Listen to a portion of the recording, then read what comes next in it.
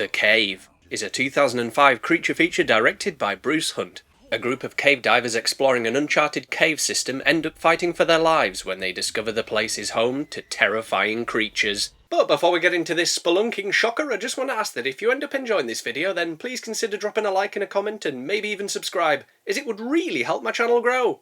So thanks. Also, there will be full spoilers ahead, but if that doesn't bother you, then grab your sea cucumber flavoured popcorn and whip out your favourite oxygen tank as we dive into The Cave. So the movie begins in 1970s Romania, where we see this truck like, "Out of the way, you fence bastard!" And hey up, it's Eddie from Reign of Fire, aka Psycho from Crisis 3, or most importantly, Dirk from Hollyoaks. Anyway, these lot are searching for an old abandoned church which they intend to plunder for its valuables. But unfortunately they're gonna have to go the rest of the way on foot. Oh, Christ. What? It's not my fault the road's blocked by boulders. So they're forced to take the high road, which looks to be about an 8.5 on my fuck that scale, before they eventually find what they're looking for. Should be a gold mine. Well, it's not a gold mine, it's a church, so unlucky, Chief. Why the hell would they build a church out here? And where did that monkey skull come from? You don't even get monkeys in Romania. Anyway, they head inside the church and Jesus! He's seen better days. You're telling me. Then they head down into the basement, which is decorated with all manner of demonic imagery. Oh my God, look at the walls. Call me paranoid, but I reckon that's a fairly good indicator that you should leave. Immediately. Yeah, this place is freaky. We should probably leave before the floor collapses and we fall into a cave. Dirk, next time you want to predict the future, how about you just... Shut up! Okay, will do. But on the plus side, at least the church hasn't been buried by a landslide. Oh, you just had to say it, didn't you? You just couldn't help yourself, could you? Then they hear some creepy noises coming from the darkness. Before we jump forward 30 years, where a team are excavating the site, led by Professor Ross E. Thorpe. If this is what I think it is, And I think it's a big hole. it's going to be a fantastic find. So they go down into the cave and see that most of it is submerged. We're going to need cave divers. I know just who to call. Who you gonna call? Elsewhere, and we see this boat wearing the worst shark disguise of all time. Then we meet our cave divers, most of which are underwater scanning for caves using their sonar gun thingy. I want a sonar gun thingy. Ken, buy me a sonar gun thingy for my birthday. When would you ever use it? When I go spelunking? Obviously. But you never go spelunking. Yeah, because I don't have a sonar gun thingy. Anyway, one of the divers takes off his oxygen tanks and squeezes into this tiny hole because living is for losers. The others resurface and, hey, it's Morris Coconut, who somehow survived being eaten by a giant snake in Anaconda 2. We've also got Ozzy the Aussie, Tosspot, and Coyote, minus the ugly because she's damn fine. So they see the last two divers have successfully scanned the cave they were looking for, and then they resurface too. These two are brothers, who I'm going to call Jack Johnson and Long Johnson. That evening, and they get a video call from Professor Ross, and Jack says, You got some good news? "No, I'm afraid I have AIDS." You do? Really? Nah, I'm only joking. It's cancer. Anyway, I want you guys to help me chart this underwater cave I've just found. We're in 100%. You got it.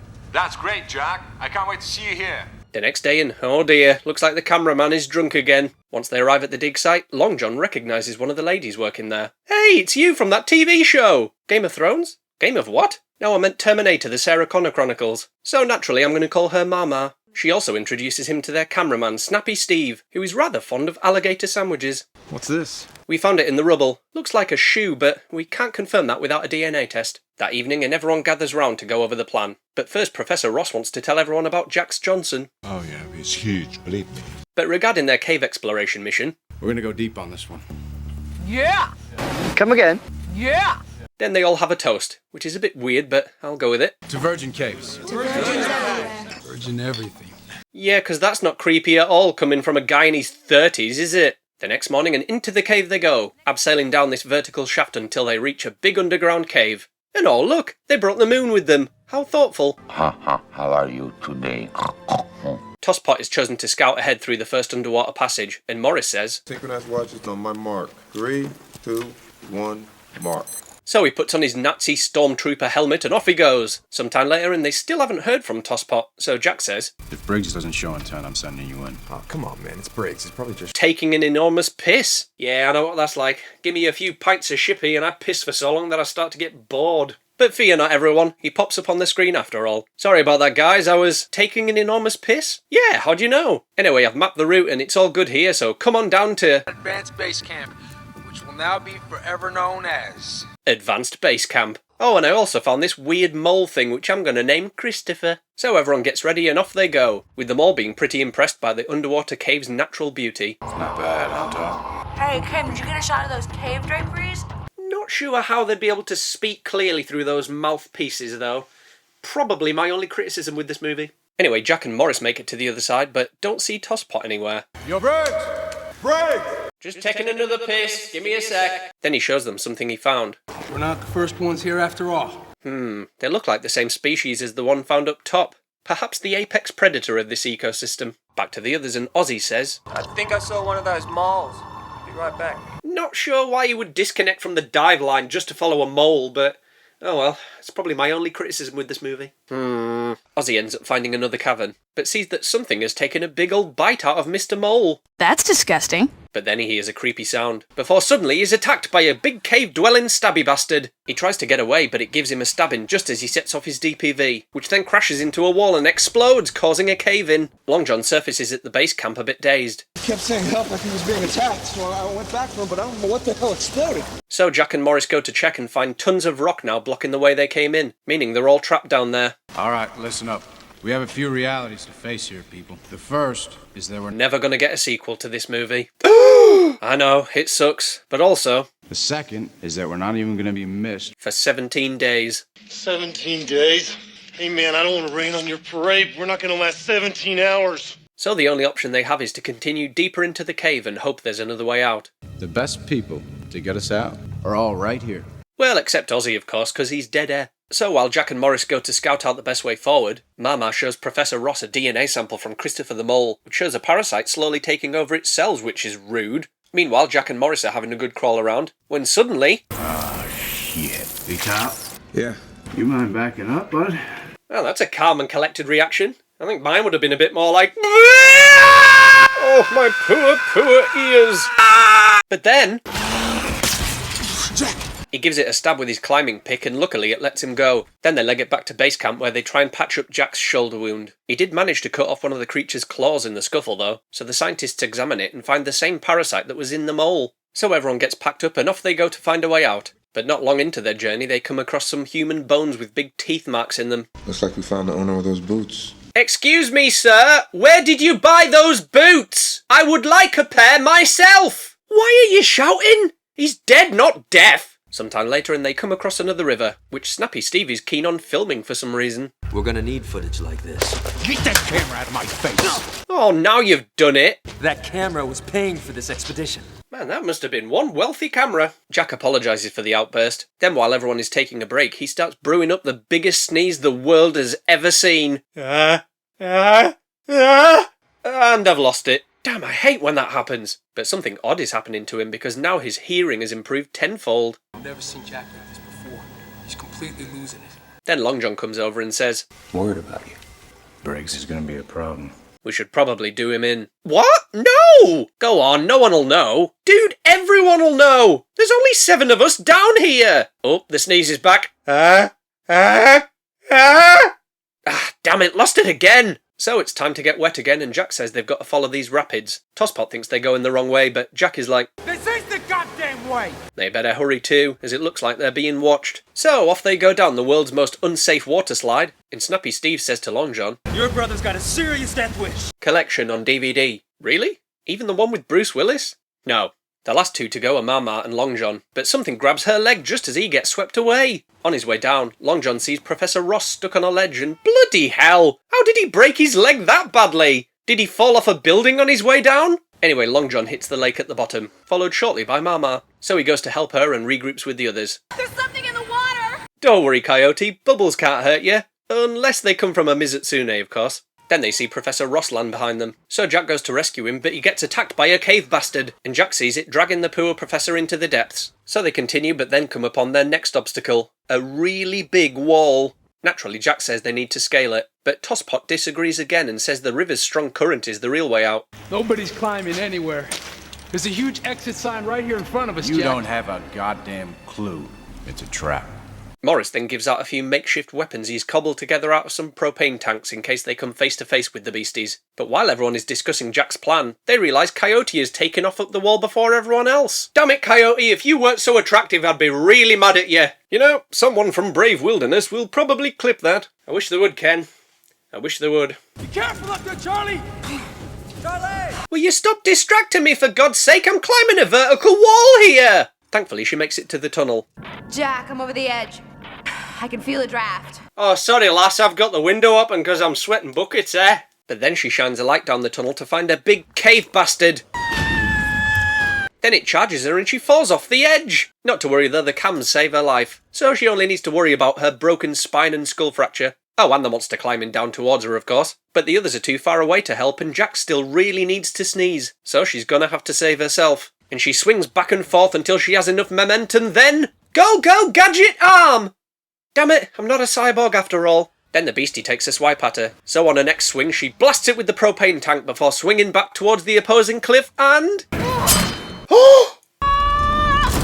Oh, phew. For a second there, I thought she was a goner. Don't speak too soon, lad. Then she turns around to see the monster can fly like a bat. They fly! They freaking fly! Aye, that's probably what its massive wings are for, eh? It lands on top of her, so she slices it with her knife. But as it falls, its claws tear into her stomach. So she blasts it with the propane tank again, but unfortunately, she doesn't survive. Jack brings her body down and everyone is sad. Then the others notice something different about Jack. He's wearing really weird contact lenses. Turns out the parasite got into his wound when he was attacked and is slowly changing his DNA. Mama then puts it all together and realises that the men who originally found the cave weren't eaten by the creatures. They are the creatures, right, Jack?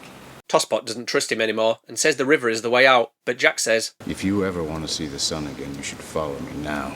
Unfortunately, only Long John and Morris think he's right though, so the others follow Tosspot instead. After a while they reach a big icy cliff which they need to abseil down. But Long John slips because it's slippy, and the rebreather detaches and whacks off Morris. Filthy.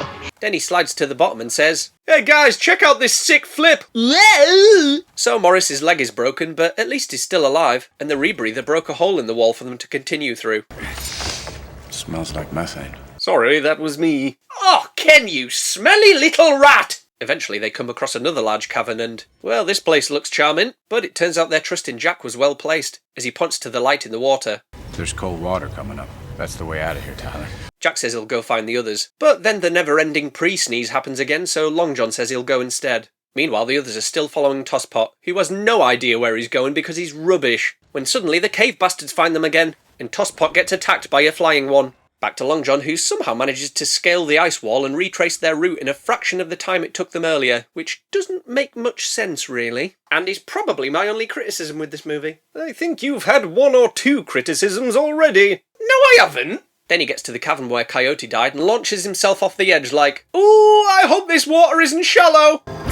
Oh, thank God for that. Eventually he makes it to where Tosspot was attacked, and hears him screaming in the distance. So he follows the screams until he finds a puddle of blood on the floor. But where is he? Oh, he's been impaled on stalactites on the ceiling. So Tosspot points him in the direction of the others using his eyes, because the rest of him is buggered. Good luck, mate. I think I'm just gonna... Stick around. Then Long John gets chased by some cave bastards and ends up being cornered, when suddenly they're repelled by Mama and her sonar gun thingy. So they head back to Jack and Morris as quick as they can, and on the way they bump into Snappy Steve. Yay! Not sure how he managed to get all the way back to the ice cliff on his own, but still, yay! Eventually they make it back to the fiery cavern where Jack tells them that one of the creatures has nicked one of the rebreathers, the pilfering swine, so they'll need to get it back before they make their escape. They're watching us. The voyeuristic bastards! Bastards! So Jack says he'll go get the air tank from the stolen rebreather, while everyone else gets ready to escape. But as soon as they make a move, the beasties attack. Snappy Steve tries to hold them back with the sonar gun thingy, but one of them knocks off some ceiling spikes and... Ah, my leg! Ah, my neck! Ah, I'm dead! Bleh. The others try and hide under the water. Not to worry though, Long John whips out a Danny Trejo from nowhere and cuts its head off like a boss. Meanwhile, Jack has reached the rebreather and tosses them the air tank. But then...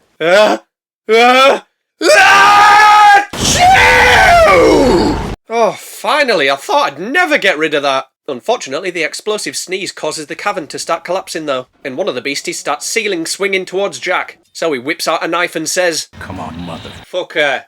Sorry, I had to finish it because the movie couldn't due to its PG-13 certificate. And he leaps at it, getting a good few stabs in before they both fall to a fiery grave. The others dive into the water and make their escape as the cavern collapses. And hey, they made it! Coming out in the river that drunk cameraman was flying over at the beginning. Bloody marvellous. And so the day is saved. Morris takes a taxi back home because he's lazy as fuck, while Long John has a large chat with Mama before they part ways. But then plot twist for the muckers! Mama is infected with the parasite too! And Long John loses her in the crowd, setting up the sequel which we never got because Hollywood sucks. End of movie. Hold up! Hold up! Oh, what now? If she was infected, then why didn't Jack pick up on that with his super senses? Oh yeah.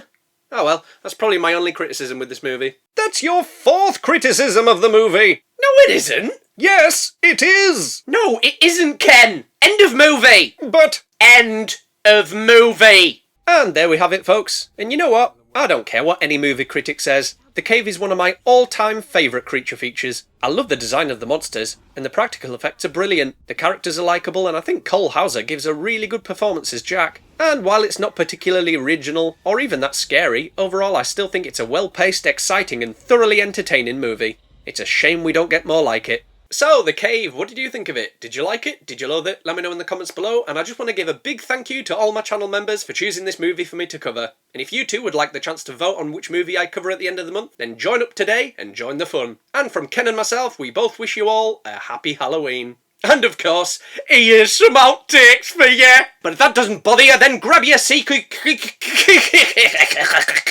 Got stuck on the... Also, there will be full spoilers ahead, but if that doesn't... Moving on to the next bit to record. Sweating like a sweaty Betty! Get out of me face, you bloody hair bastard! Oh, now me bloody arms have fallen off and oh! Get... Ew! Oh, Ken, you smelly little rat! He's not a smelly rat, he's a rabbit!